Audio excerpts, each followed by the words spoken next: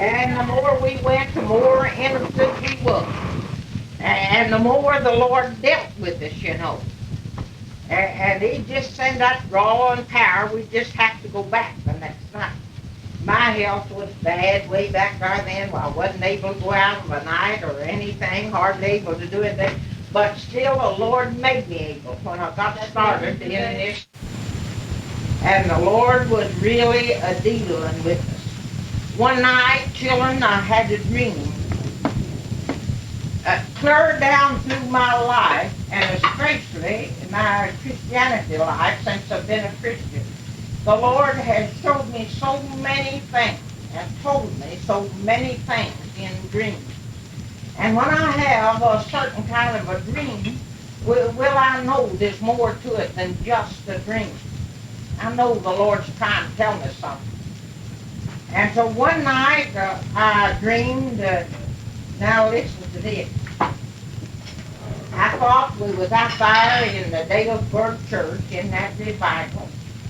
I thought they sung the invitation song. And here's what they sung. Standing outside the portal. Johnny, you know that song, don't you? It's an old timer. Standing outside the night. Would you be in that number? Standing outside. Y'all know it? I've heard it. Linda, you know it, don't you? Yeah, I know. Yeah. It's a good song. It's a beautiful song. Well, I thought they were singing that, you know, and it was so pretty. And, you know, when they got through singing that, I woke up right then. And the old clock struck 1 o'clock. And when I woke up, oh, I said, surely that dream was for me. Lord, it's me, standing outside the portal. That's me, Lord. Well, you know, I believe I began to repent from right then, right on down through the week. I kept telling the Lord, be patient with me. I'm going to get right. I'm going to turn to you. I'm going to serve you the rest of my days. And I couldn't get away from that song. I knew it was for me. But the Lord made it very plain that it was. And I thought, well, how strange. Now, nobody never has sung that song in that revival. Nobody. It's never been sung out there. Went on Saturday night. But now the Lord works everything out. And there's a time and a place for everything. And he'll work it out according to his own good pleasure, won't he? And on Saturday night, I never will forget, we went out there. And we had us a good service, good preaching on it. And they give the altar call, well, there me and Richard Stanton. You know, the devil just put everything in your mind if you are a backslider. The devil will say, he talks something like this to me, say, now you go down there, and they'll all like that, and they'll all talk about it. They'll say, there she goes now, get all warmed over. Oh, the devil's putting everything in my mind, keep me from going to the altar, you know. Well, there we sat, and I believe my husband felt the same way I did. Sort of froze to our seats.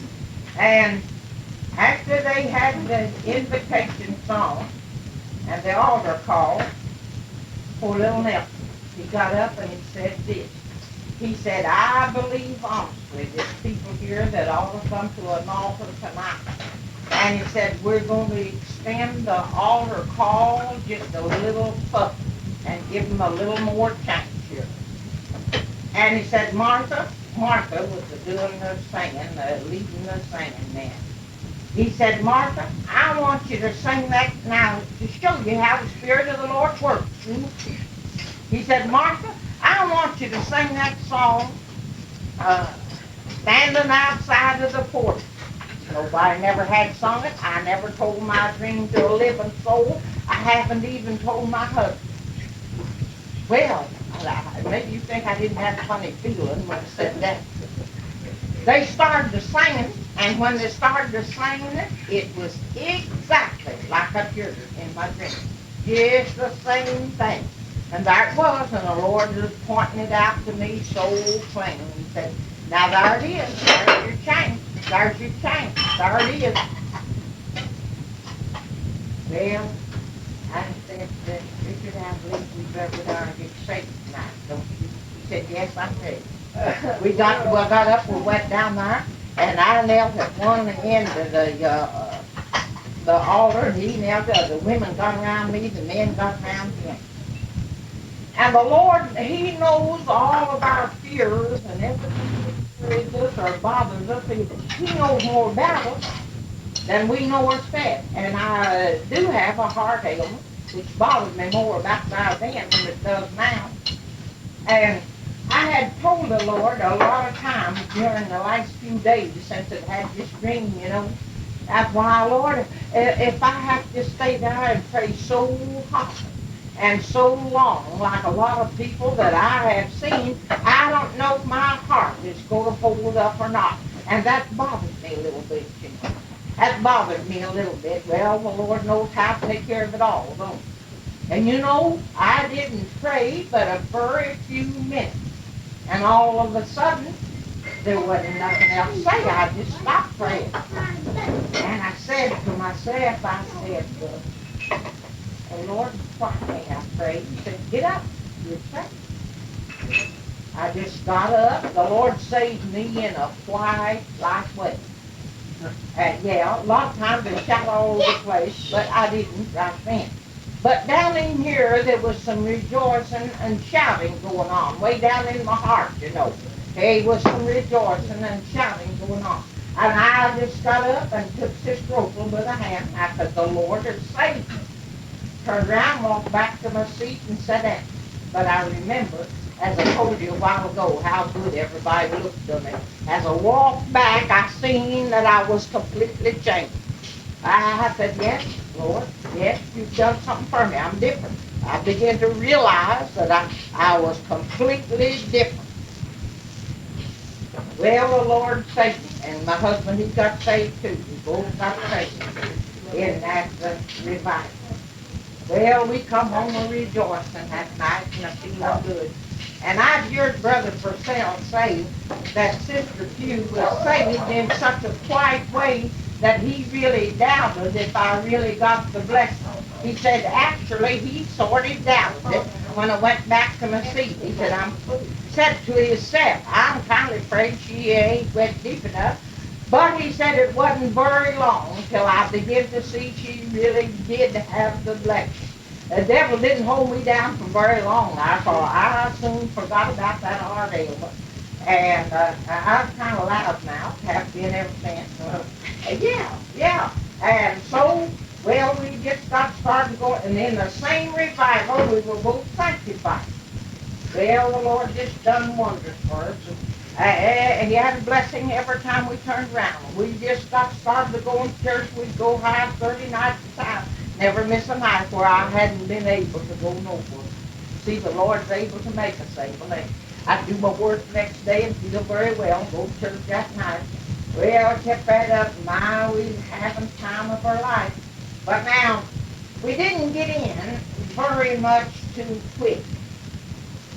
I think best I remember, my husband just lived about 2 years after that, and one day the Lord called him just like that, and he was gone. That's from a thing. Well, then it wasn't very long after that till one day the voice of the Lord came to me, and He said, go preach my word and help spread the gospel to a lost and dying world. And I was out of myself, and I thought, oh, that's not the voice of the Lord. Now I'm letting my imagination run away with me. Anybody knows the Lord is not going to call me to preach. I just refuse to believe that. That's my imagination. I'm just letting I push that one off my mind. You know how we are, us as people. If we don't want to do what the Lord's asking us to do, and we kind of want to get out of it, we're inclined to try to push it off our mind and get away from it. We're inclined to. Well, I pushed off my mind to tell myself that, well, the devil ain't going to say that to you. Anybody knows the devil ain't going to say, go preach my word, help spread the gospel to a lost and dying world. Well, it went on pretty good for 2 or 3 days, and the Lord come right back again. Go preach my word and help spread the gospel to a lost and dying world. Well, then it was so real, there was no pushing it away. I realized the no for sure it was the voice of the Lord. Well, then I began to make my excuses to the Lord, you know. And up until then, children, I never thought very much of the woman preacher. Oh, no, I didn't. No, I told my husband many times I'd rather hear a man preach than a woman. Maybe that's why the Lord made me preach. I don't know. I know it used to be maybe a woman come in and hold a revival. We could do it. He'd say, let's go, let's go. Well, I said, every time a woman comes to this town, you got to go hear her preach. I'd rather hear a man. He'd say, well, don't be too hard on the woman preacher. Well, and I began to argue with the Lord. Now, the Lord didn't argue with me, nor he don't argue, but I'll tell you what he does do. We don't be a Christian very long till he lays our job out for us, and he makes it plain. And we can take it or we can lose it. But just as sure as we don't take it, we'll lose our experience with the Lord and die and be lost. I know that because I've experienced these things. Well, that just got on me, and I wouldn't tell nobody. And I got the word, and I'd tell the Lord, I said, well, Lord, you've got plenty of people more qualified for that, and more with a better ability than me. Why, I don't know one thing about preaching, Lord. You know I don't. I just don't know anything about it. Why, I can't see myself a preacher. I just can't see myself a preacher. Never knowed anything about the Bible until after I got saved. But after I got saved, I began to read it, and the Lord began to show me, and she began to open up. And I said, I don't know what to do about that. I just don't see how in the world. Well, children, you can argue with the Lord for a while. You can be on a standstill for a while. But then the times are going to come, you're going to have to move upwards or downwards. You can't stay on top of the fence forever. Now, I'll tell you what I done, and this was a terrible thing to do, but I did. That got so strong on me that I really got worried. And I thought, Lord, I don't know what I'm going to do. I'm afraid, at that time, went down to Little Kentucky Christian Church, regular. I said, I'm afraid I'll go down there, and I'm always jumping up and testifying, and that'll just come out. Automatically, I'll tell the people I'm called to preach, and I don't want to. I don't want to tell the people I'm called to preach. I cannot see myself a preaching. Lord, you've got plenty of people that knows the Bible, and plenty more educated. Well, there's plenty of words in the Bible I can't even pronounce. But the words still kept coming. Go preach my word. And kept spread the gospel to a lost and dying world. And finally, that worried me, and it got on me so much, and one day I got praying, I told the Lord this. Now, this was a terrible thing to do, but I done it. I said, Lord, I know beyond a shadow of a doubt that you saved me and sanctified me, and I know that I'm not the same person that I was. I'm so different, and I know that. And I want to serve you, and I never wanted anything anymore in my life than I do to go to heaven when I leave here. And I know that you have changed me, and I refuse to give up. I said, I just simply refuse. I'll never give up. I said, I may die and be lost, but I'll go praying. I won't give up. But here's what I'm going to do, Lord. The Lord likes for you to have a determination. And that's what it takes. If you didn't, the devil would kick you out right quick. I said, now, I'll tell you what I'm going to do, Lord. I don't know nothing about this preaching. I'm just going to quit going to church, stay at home. But I refuse to step out into sin any way or anyhow. I will not. I'm going to live the very best I know how. And I'm going to read my Bible every day. I'm going to pray to my God and trust you for the rest of it. I said, I refuse to backslide. I just ain't going to. I'm going to do my best and trust you for the best of it. But now I'm going to quit going to church on account of, I'm afraid I'll get up to testify. And I'll tell the people, I'm going to preach. I don't want to do that. All right, I'll quit going to church. Would you believe me? And I can prove this if it was necessary. For some of them that I went to church with and run around with. Well, I just couldn't go to church, and I stayed, and I felt like somebody locked up in the penitentiary. The people that's locked up in penitentiary was enjoying life just as much as I was then. And I'd read my Bible and I'd pray, and I lived just the best that I could. But I didn't understand that preaching. I just couldn't see myself. Well, and I never told a living soul all this between me and the Lord. A bit of it between me and the Lord. Never told a living soul. Well, some of the people that I went to church with and run around with got sort of worried about me. And the talk was going about, well, Sister Pugh's lost out, Sister Pugh's backslid. She's backslid again. She's backslid again. But I had not. I never backslid an inch. And that went on for nearly 2 years. That's a long time to be on a standstill, but it's true. But it comes a time and the place that we've got to settle things with the Lord. It comes a time and a place. One morning, I got up, was there by myself, walked out to my little kitchen. I could show you where the spot was standing. I was standing out in the middle of the floor. And a great desire come over me to go to church at the house of the Lord. And I thought, oh Lord, how I would love to go to Sunday school at church this morning. How I would enjoy that. I just would love to do. But I guess I can't go. I'm afraid I'll tell the people I'm called to preach. I guess I'll just have to stay here. Well, the old devil was right there. Now, don't you think the devil hasn't got power, for he has. And he'll exercise every speck of power he's got for your soul, for my soul, to try to win us. He was that close to me and just was preaching me a sermon. He said, why don't you just throw up your hands and forget it all? This is not for you, no way. And quit. Why, if the Lord's going to make you preach, you know you can't preach. Just quit. Just quit serving, Lord. You might as well. Well, you know, I begin to get a little bit on dangerous ground. It began to roll across my mind something like this. Well, you reckon I am fooled in all this? You reckon I had just as well quit? Not hardly realizing that was the devil standing right there telling me all that.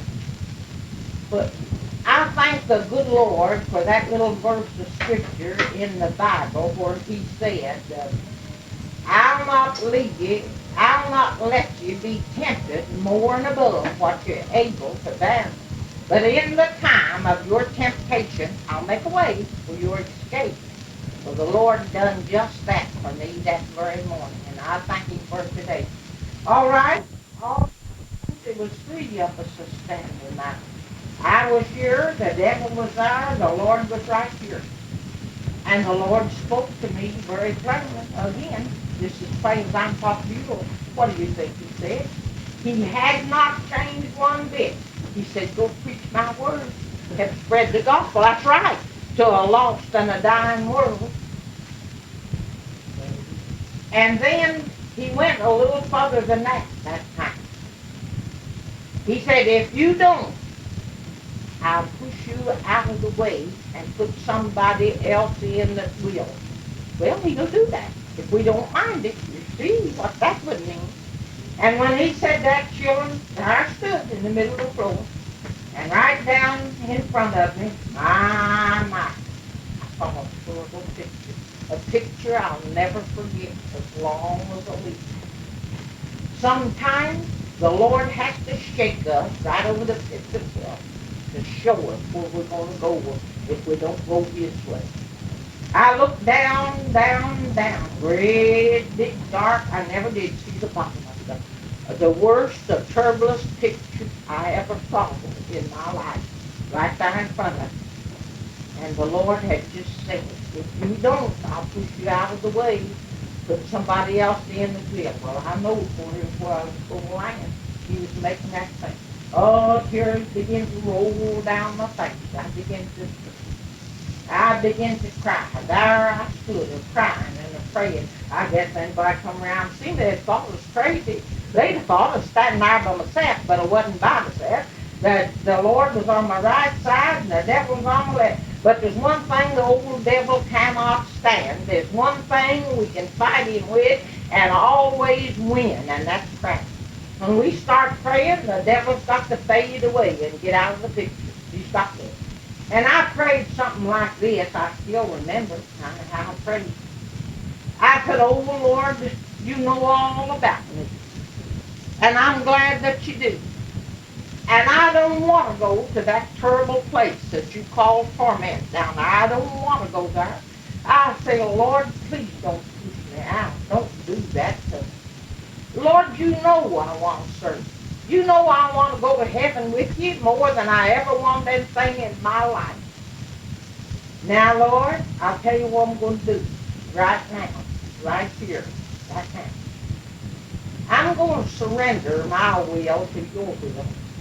If preach I must, in order to be able to go to heaven when I leave here, I'm just going to have enough of the grace of the Lord in me to go down my church and tell them I'm called to preach, and I'll try. I don't know one thing about it, but you see, I wasn't furred enough advanced, or hadn't been a Christian furred enough and long enough to realize or know that I had to put all that into the Lord's hands, let him. He's the preacher. I'm not. I still can't preach. But I've learned to trust the Lord for things. I said, don't push me out. And I'll start going to church. I'll tell the people I'm called to preach. Well, I did.